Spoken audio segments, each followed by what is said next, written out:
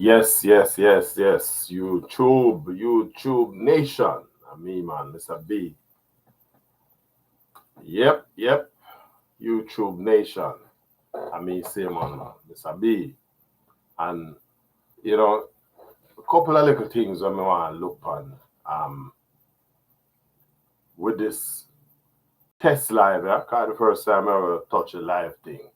So, but all things being equal, gonna be a regular feature. But as my post on the caption, um, are we serious about our young people in Jamaica? Seriously, are we really serious? Now we are into the final stretch of what is commonly referred to now as Reggae Month, and me not this the thing, cause me a big fan of the music, as you can see.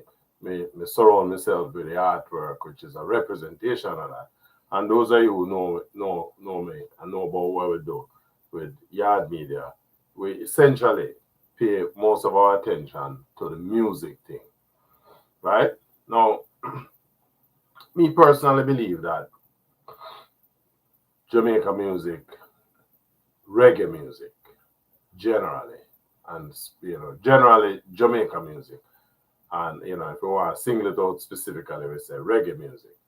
But generally speaking, me personally believe that the music have the ability to raise the economic potential and enough of raise the economic potential of the country, and certainly increase the economic stocks of a majority of our young people in the country.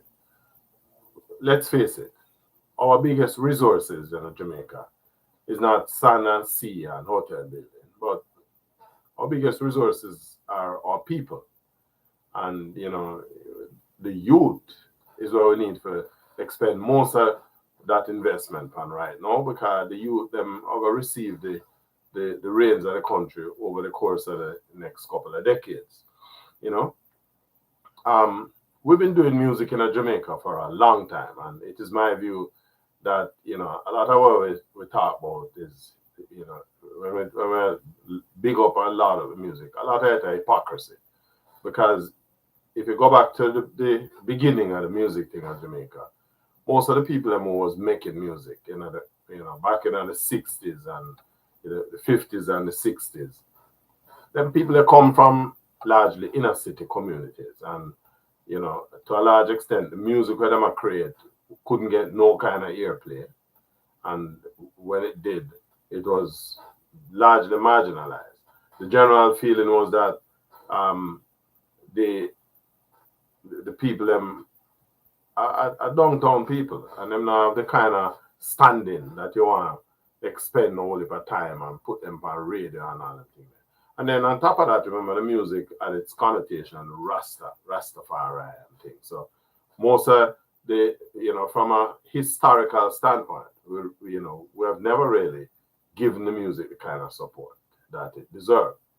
Um, 50, 60, 70 years later, we now are dealing with this Reggae Month thing, and this is our 14th year of Reggae Month. And as a man who live in the foreigner, we look on the Reggae Month thing as something that worthwhile paying attention to. The problem is, what we get out of Reggae Month is no different than what we've been getting for the past decades. So we'll be talking and no doing.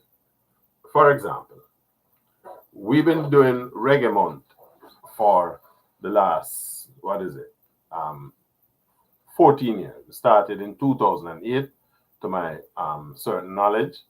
And between then and now, apart from some symposium, maybe go up on one last night, and a couple awarding of national honors and award, like a OD and like a OJ or CD to some of the artists them. We don't really do much. Reggae Month is a opportunity for a whole heap of gallivanting, and the politician them jump on a plane and them come and come a foreign and they get treated like royalty. In fact, that's the expectation. And they make a whole heap of fancy talk, but none. So here's my take. Let us do some stuff about the music that we can be proud of.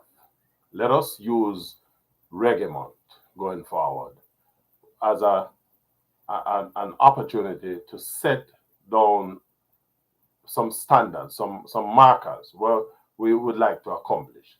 Let us look at, for example,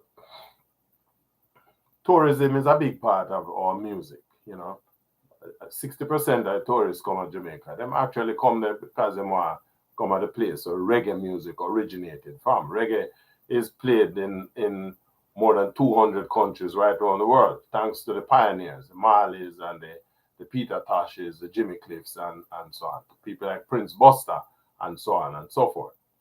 And these guys have laid the foundation, laid the groundwork, But what we now do is tourists are come to Jamaica, a lot of Jamaicans who live overseas come back in the country because they want experience with it. There's no place in Jamaica where you can go and sit down and listen to some live music. Those are just the facts. We cannot claim to be a country that prioritizes music, but we don't have a space dedicated to the enjoyment of the music, not only by visitors, but your nationals alike. We spent the last 2 decades a kill out dancehall music and sound system. We pass all kind of law about noise abatement act and all kind of thing. And the bottom line is we simply not care about the music because the people that want to make the music are yaga yaga. And so what we do is you pass laws to repress them. We hear about royalties and thing, and you buy a license and all that kind of something. But the bottom line is that the sound system culture is a massive part of the Jamaican music culture. And if you pass the kind of legislation where I tell you that people can't play music up, at a certain time, on a certain day within certain communities, you basically kill the creativity because the sound system and the dancehall component that it represents is a critical element of Jamaica's music. So we need to fix that because the dancehall thing is a way of revitalizing individual communities. And so we are ball now about gunman and scammer and all them kind of things. But if you remove these basic economic opportunities that the sound systems provided within communities, what you do is leave the youth them now for them own devices. And they have demonstrated that them not short are find opportunities for themselves, as nefarious and as deleterious as it is to the economy. Them are going to do it because guess what? When I pay attention to them, this past, today I say I glean a report where Petersfield High School, but normally feel a good champs team. And Petersfield basically I say most of the youth them had earmarked for run a champs this year. A significant portion of them just drop out of school because guess what them going? Them going at the scamming thing. Because it just a further demonstration of how disconnected we have become from the young people, this younger generation. We don't understand what it needs. We don't understand what drive them. And so we go down this road. And so I am of the view that if we're serious about the music, we have to start to lay down some markers. Right?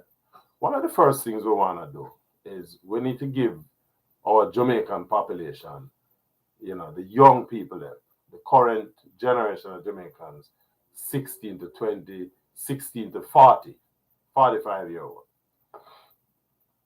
One of the first things we need to do is give the people them something that them can identify with, right? We have one slate a national hero, with the exception of some of the politicians them and Marcus Garvey. Can't really identify with none of them. Let's make Robert Nesta Marley a national hero. Somebody that the average Jamaican can relate to. Present, current, still although him dead 40 years ago. Music still alive and current. And some have the ability to impact the psyche of the Jamaican. Marley represents the quintessential Jamaican in terms of his work ethic, his focus, and his forthrightness. Let's do that. That's not because once you start to give people something them can identify with, then what you do is establish an identity platform, right? Let's by the same token make Miss Lou a national hero because she too has done that work, right? So we can smartitize this whole concept of the music and the foundation of it. Let us now go to teaching music in the school system. In Trinidad, according to um, Dr. Antoinette Steins, who was on this program last night, I listened to, and she said, in Trinidad, every youth have to learn how to play the steel pan. Jamaica have a myriad of elements of the national culture.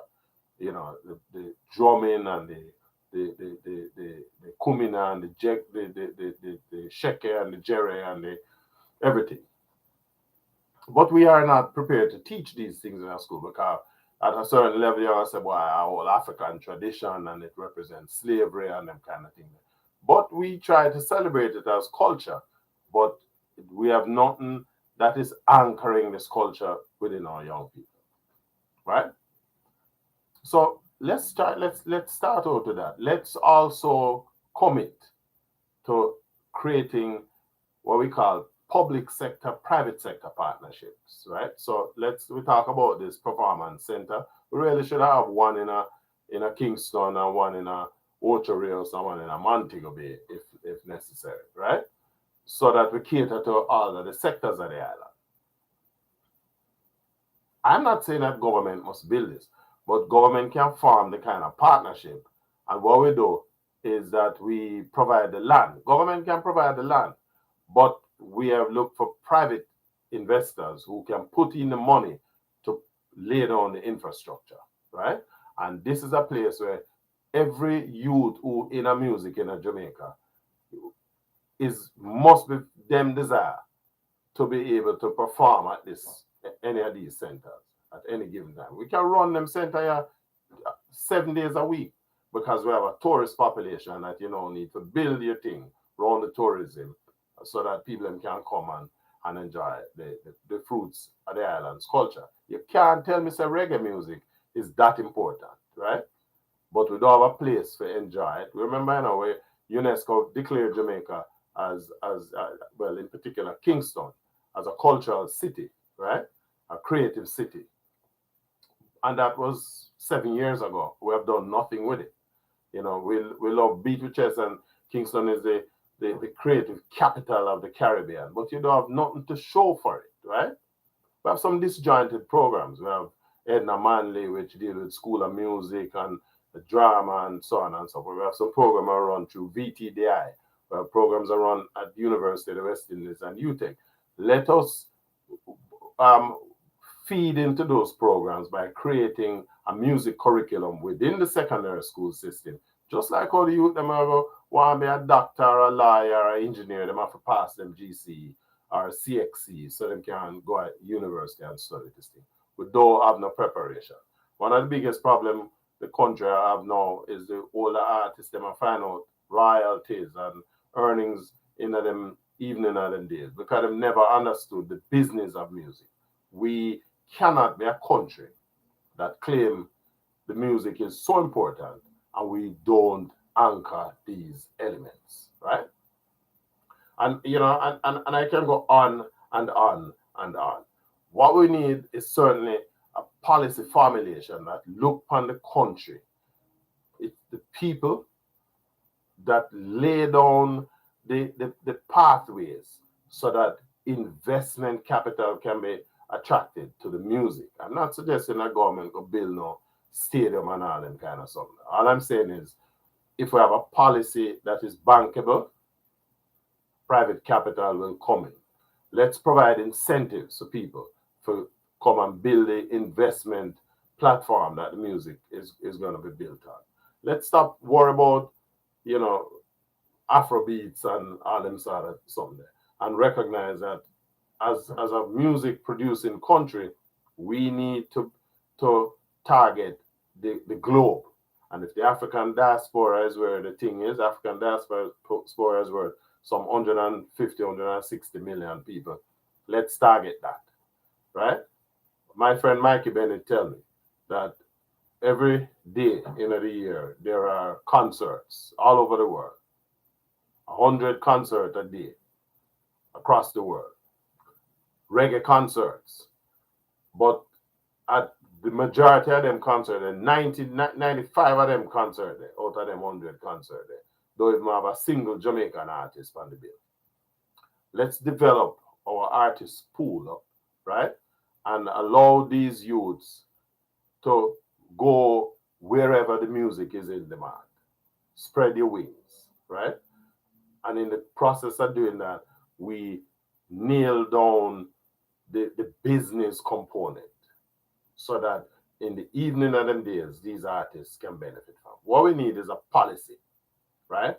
We need to stop the grandstanding, this thing, Reggae Month, and we have this whole heap of concert and all of that. But at the end of the day, we have nothing of substance to show, right? That don't make any sense. Let us treat the music with the respect. We need to move away from the position where we operate from over the years, where we treat the people who are participating in the music as nothing people. Therefore, nobody know I invest in them. And call Bob Marley dirty Rasta boy, and today, with our hypocrisy, right? We're ray him up, and we don't even have the stomach to get up and say, all right, let us move to the next level, right? Think about what I say. Think about what I say, and let us look at how we can build this thing out, right? Because at the end of the day, that is what counts, right? It makes no sense to talk about music is a big part of the Jamaican economy, and we don't have nothing to show for it, nothing at all, right? Because the at the end of the day, it comes down to just being a damn hypocrite, and this kind of hypocrisy, we need to walk away from it, right? If we're serious about the music, we need to engage our youngsters. We need to look at these youngsters because that's where the creativity is, right? We need to get back to the basics where we create the kind of training program, curriculum that is offering music within the school system, that we can then create centers of excellence out of. Look at what we do with track and field. Track and field in Jamaica is good, is positive because it is part of the school curriculum in terms of school sports. And so what we need to do is look at how we can bring this through the school system so that we provide, some sort of a foundation, an academic base that we can then say, we're professionalize this thing. Because the talent is there. There's no question about that. The talent is already there. What is not there is that there is no program. The reason why tourism is a big business is because the government provides incentives for tourist investors, right? And if we are serious about this music business, we need to create the same kind of policy framework there where we can offer incentives to investors to come into the music business, right? Put in the kind of infrastructure, training,